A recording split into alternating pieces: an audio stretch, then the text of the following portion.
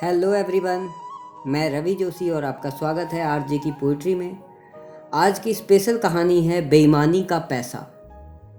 तो शुरू करने से पहले अगर आप हमारे चैनल पर नए हैं तो चैनल को सब्सक्राइब करें और बेल आइकन ज़रूर दबाएं ताकि इसी प्रकार की हर वीडियो आप तक समय तक पहुंचे।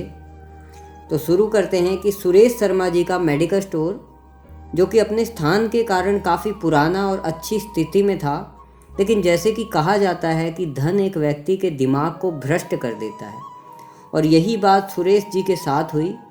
सुरेश जी बताते हैं कि मेरा मेडिकल स्टोर बहुत अच्छी तरह चलता था और मेरी आर्थिक स्थिति भी बहुत अच्छी थी। अपनी कमाई से मैंने ज़मीन और कुछ प्लॉट भी खरीदे और मेडिकल स्टोर के साथ एक लेबोरेटरी भी खोल दी। लेकिन मैं एक लालची किस्म का आदमी था, क्योंकि मेडिकल फील्ड में दोगुनी नहीं बल्कि कई गुनी कमाई होती है।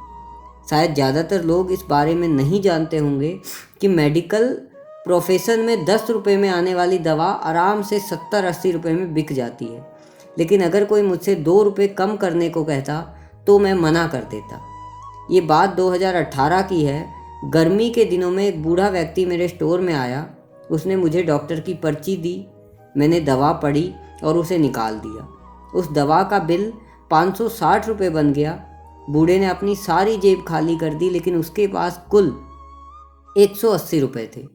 मैं उस समय बहुत गुस्से में था, क्योंकि मुझे काफ़ी समय लगाकर उस बूढ़े व्यक्ति की दवा निकालनी पड़ी थी और ऊपर से उसके पास पैसे भी पूरे नहीं थे। बूढ़े ने कहा, मेरी मदद करो, मेरे पास कम पैसे हैं और मेरी पत्नी बीमार है। हमारे बच्चे भी हमें पूछते नहीं हैं। मैं अपनी पत्नी को इस तरह बुढ़ापे में मरते हुए नहीं देख सकता। लेकिन मैंने उस समय उस बूढ़े की बात नहीं सुनी और दवा वापस छोड़ने को कहा। यहाँ पर एक बात और कहूँगा कि वास्तव में उस बूढ़े व्यक्ति की दवा की कुल राशि 120 रुपये ही बनती थी। अगर उससे 150 रुपये ले भी लेता तो भी 30 रुपये का मुनाफा ही था। लेकिन मेरे लालच ने उस बूढ़े आदमी को भी नहीं छोड़ा। फिर मेरी दुकान पर खड़े होकर एक दूसरे ग्राहक ने अपनी जेब से पैसे निकाले और उस बूढ़े के लिए दवा खरीदी, लेकिन इसका भी मुझ पर कोई असर नहीं हुआ। मैंने पैसे लिए और दवाई दी।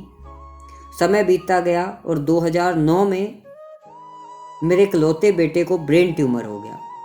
पहले तो पता ही नहीं चला, लेकिन जब पता चला कि बेटा मृत्यु की कगार पर खड़ा है, पैसा बहता रहा और लड़के की बीमारी खराब होती गई। प्लाट बिक गए, ज़मीन बिक गई और आखिरकार मेडिकल स्टोर भी बिक गया। लेकिन बेटे की तबीयत बिल्कुल नहीं सुधरी। उसका ऑपरेशन भी हुआ और जब पैसा ख़त्म हो गया तो डॉक्टरों ने बेटे को घर ले जाकर सेवा करने को कहा और 2012 में बेटे की मौत हो गई। मैं जीवन भर कमाने के बाद भी उसे नहीं बचा सका। 2015 में मुझे भी लकवा मार गया और मुझे चोट भी लग गई। आज जब मेरी दवा आती है तो उन दवाओं पर खर्च किया गया पैसा मुझे काटता है, क्योंकि मैं उन दवाओं की वास्तविक कीमत को जानता हूँ। एक दिन मैं कुछ दवाई लेने मेडिकल स्टोर पर गया तो 100 रुपये का इंजेक्शन मुझे 700 रुपये में दिया गया, लेकिन तब मेरी जेब में 500 रुपये ही थे और इंजेक्शन के बिना ही मुझे वापस लौटना पड़ा। उस समय मुझे उस बूढ़े की याद आई। मैं लोगों से यही कहना चाहता हूँ कि ठीक है, हम सभी कमाने के लिए बैठे हैं, क्योंकि हर किसी के पास एक पेट है, लेकिन वैध तरीके से कमाएं, ईमानदारी से कमाएं। गरीब लाचारों को लूट कर कमाना अच्छी बात नहीं है, क्योंकि नरक और स्वर्ग केवल इस धरती पर ही हैं, कहीं और नहीं।